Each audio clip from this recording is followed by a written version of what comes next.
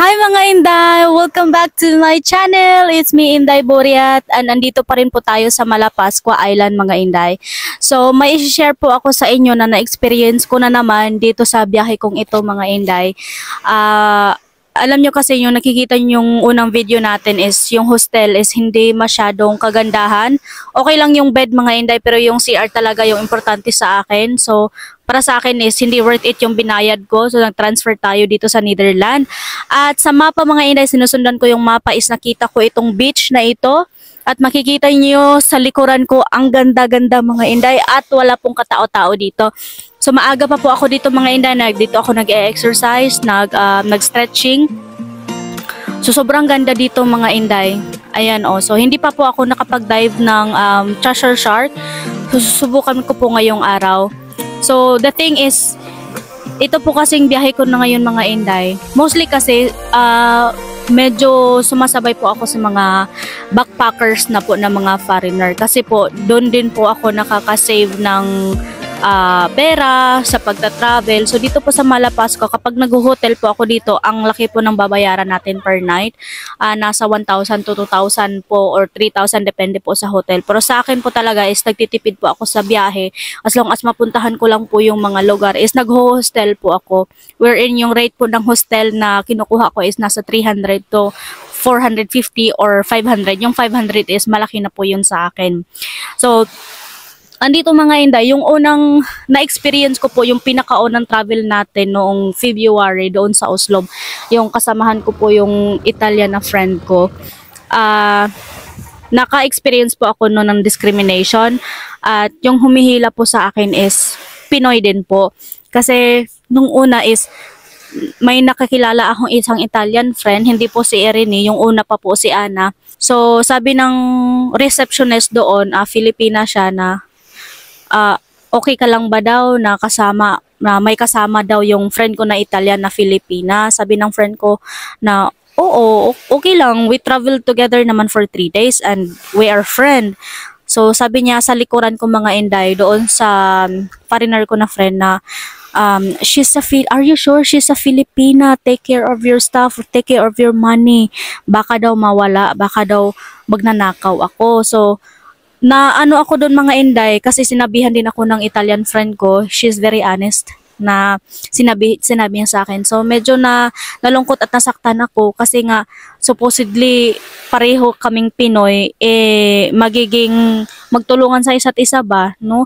So siguro hindi sila sanay na may Pilipino na tao na nagbebiyahe kasama yung mga foreigner mga Inday. So anyway, okay na yun. Hindi ko kasi gusto nga magtanim ng sama ng loob mga Inday. So dito sa Malapascua na naman, pagdating ko dito, yung accommodation na binuko mga Inday sa kabilang hostel. Ewan ko yung mga staff nila, kailangan pa talagang i-ring yung bell para marinig nila na may kailangan yung guest nila mga Inday. So hindi ako naging komportable, naging disappointed ako, tapos wala pa akong pahinga.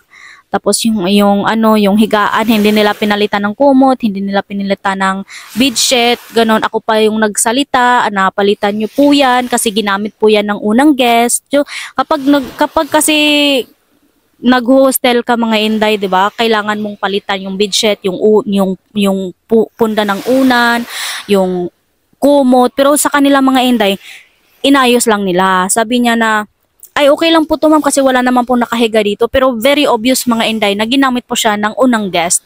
So yung pahiga na ako is yung higaan is maraming balas ba kanang daghang parang mga ganito mga Inday so hindi ako naging komportable. Tapos yung unan ko is marami din ganito. So lumabas na naman ako, nagring na naman ako ng bell mga Inday na palitan yung kasi nagbabayad ako. Okay lang siguro yung na-experience ko na matulog sa tent sa tabing dagat kasi 50 pesos lang yung nagasto ko noon. Pero yung hostel na ito is mas mahal pa siya kumpara sa hostel ko na kinuha ngayon mga Inday. Ayun, pinalitan ko. Tapos nag-island tour tayo. Tapos pagkatapos ng island tour mga Inday, bumalik ako doon, nag-impake ako at tapos nag-transfer ako dito sa pangalawang hostel. Doon po kasi sa hostel na una kong binok mga inday is may nakikilala din po akong isang foreigner. So hindi din po niya nagustuhan yung accommodation doon kasi nga yung CR barado, yung ano yung ibang CR naman nila madumi ganun. So nagkasabay kami na pumunta dito sa ibang hostel sa Netherlands mga inday. So habang kami po ay naglalakad, may nakasalubong pa kaming babae na mga nasa 30 plus po yung edad niya. So, gumigreet po kami, hello, magandang araw, mayong hapon, ganyan mga inday. So, nagsasalita siya kasi yung nilalakad namin is papunta dito, tapos siya, sumabay din siya sa amin. So, ayun, nag-start na kaming magkwentuhan kasi kami po yung unang nag-greet ba. Sabi niya, o saan kayo punta? Sabi ko, mag-transfer po kami ng hostel, ma'am. Sabi niya, sabay kayo, kasamahan mo. Sabi ko, nagkikilala lang po kami sa una namang hostel. Sabi niya, nagta-travel ka din? Sabi ko, opo ma'am, nagta-travel ako. Sabi niya, bakit ka kumukuha ng hostel? Sabi ko, kasi yung hostel is hindi po kamahalan. Usually po kasi sa mga hostel mga inday is, yun nga, nasa 300 to 500 na yung pinaka-maximum na babayaran ko sa hostel. So, parang, same scenario din yung nangyari sa akin noon mga inday doon sa Oslo na parang may binulong siya or yung mukha niya mga inday is parang nagiging question mark niya ba na ewan ko bakit ba mga Pilipino mga ganon kapag Pilipino ka iba yung treatment nila sa iyo sa mga foreigner. At na-experience ko din yung pumunta ako sa isang store dito sa Malapascua mga inday. No, kapag may mga foreigner na darating, gumaganon sila, good morning, ginigreet nila, tapos, yung pag-accommodate nila sa mga foreigner is andun talaga, pero yung pagpasok ko mga inday, kasi nga, may kailangan ako, tapos hindi nila ako masyadong pinapansin. Sabi ko, ito talaga yung mga na-experience ko. Sa pagta-travel ko na mag-isa mga inday, mostly, maganda yung mga bagay na na-experience ko, pero yun nga, nagiging emotional ako or sad ako na nasa Pilipinas lang tayo, nagta-travel, pero may mga tao din na kapag nakikita nila nakasamahan mo mga AFAM, hindi ka masyadong nilang binibigyan ng halaga, that's supposed to be na Pinoy ka rin, no? Ganun ba? So, ayaw mga inday, malungkot lang ako nang isipin na ganun yung na-experience ko. So, sinishare ko din sa inyo mga inday ba na bakit kaya na may mga Pilipino, kapwa natin Pilipino na parang feeling ko degrade nila tayo. Ganun. Iba talaga yung pakikitungo nila sa Pinoy or sa akin or siguro nga kasi hindi ako masyadong or hindi ako kagandahan. Hindi ako maputi kasi yung Pinoy attractive talaga sa kanila yung mga puti. Ako hindi maputi, hindi maganda, tapos hindi mataas, hindi matangkad. Siguro iba yung treatment nila sa physical na nakikita nila mga inday. Pero okay lang naman kasi pumunta ako dito para sa lugar, makikita at ma-experience ko yung lugar. At ayun na nga mga inday, sobrang ganda, nakikita nyo. Walang katao-tao sa paligid. Ewan ko, bakit walang katao-tao dito? Ang ganda naman dito ng mga beaches, mga inday. Usually, yung pumupunta ako sa, kasi nasa north side ako ngayon. Tapos, kahapon, pumunta ako doon sa south side ng Malapascua Island. Maraming tao doon, maraming mga local, maraming mga foreigner. Pero dito, ewan ko, yung tubig, clear naman yung tubig. Yung sand, okay naman. Para siyang Boracay para sa akin mga inday, mini Boracay. Yun nga lang, is wala siyang masyadong, dito mga lobby ba?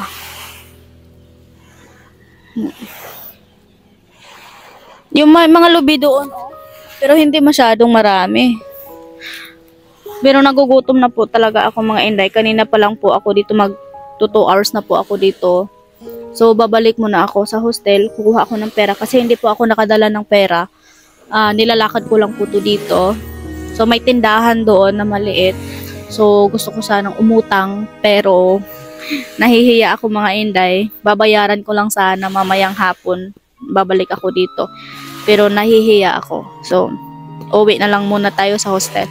So, ano po bang masasabi nyo mga Inday? Baka po masasabi nyo na gumagawa lang po ako ng storya. Hindi po ako gumagawa ng istorya mga Inday. Sinishare ko lang po talaga sa inyo kung ano man yung na-experience ko sa travel kong ito mga Inday. So may marami din mga local na tao akong namimit na magaganda yung loob nila, na trinitreat nila ako sa kagaya ng pag-treat nila sa mga foreigner. Pero eto din, pangalawang beses ko na itong nangyari mga Inday, na parang dinidegrade ako, na parang sa tingin ko or parang tingin ko sa mukha nila na magnanakaw ako kasi mga foreigner yung mga kasamahan ko, na nanakawan ko sila ng pera, ganun mga Inday ba, pangalawang beses na po yun. So siguro in the future may experience ko pa din ito at maybe mas malala, pero okay lang mga Inday, at least ewan ko bakit ba talaga may mga Pilipino na ganyan, supposedly magtutulungan. Balik na tayo mga Inday. Ay mga Inday, may kainan pala dito. May tindahan dito. Kaso nga lang wala akong dalang pera. Kasi nga nilalakad ko lang dito. At hindi ko alam na may tindahan pala. At nagugutom na ako. So nakikita nyo mga Inday. Wala talagang katao-tao. Ewan ko. Umaga pa naman dito. So gutom na ako mga Inday. So babalik na tayo sa hostel natin. At yung hostel, nakagandahan kasi may libreng coffee. So magkakape tayo doon at maghahanap tayo ng ibang pagkain. Yung mura lang pagkain mga Inday. Kasi sa travel ko talaga, binabudget ko talaga yung pera mga Inday. Sa pagkain ko is nasa range of 100 to 150 to 200. Ganon mga Inday. Hala, gutom na jud ko eh. Sa aking paglalakad ay nakita ko si nanay na pasan niya ang sako ng kahoy. Good morning po, Nay. Aso niyo po? Kailangan niyo po ng tulong, Nay? Ay, wag na. Ako na po magdala nito, Nay. Ako na lang, okay na. Doon din po ako pupunta, Nay eh. Ako na po magdala, Nay. Okay lang po kayo? Sige po.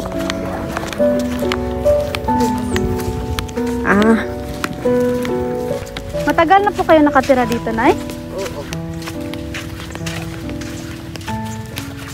Ano po yan, Nay? Lube? Yan. Panggatong? Nay, bakit walang masyadong tao dito, Nay? Ay, walang nakatira dito eh. Ah. Kung may-ari, wala dyan nandun sa dito. Kasi ang ganda ng beach nyo dito, tapos walang masyadong tao.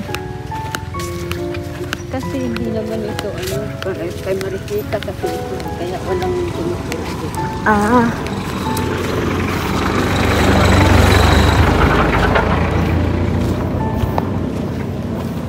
Nay, thank you po. At buti dito sa hostel sa Netherlands mga Inday is yung mga guest dito na mga local at saka mga foreigner is napaka-friendly. So hindi talaga maiiwasan yung nagta-travel tayo as a cheap traveler mga Inday na maka-experience ng mga ganitong bagay. So, yung Netherlands po ito mga Inday is same po siya doon sa Siquijor ng Wonderland. May huts din sila dito na kagaya doon sa Siquijor mga Inday na nag-volunteer tayo ng isang buwan. Is yung owner pala dito noon at ng owner doon sa Siquijor, si Johnny, ay same lang. Pero ang nagmamanage na dito ngayon is yung kasamahan ni Johnny, which is si George or si Richard or si Joker, yung pangalan nito mga Inday. Tapos napaka-friendly niya.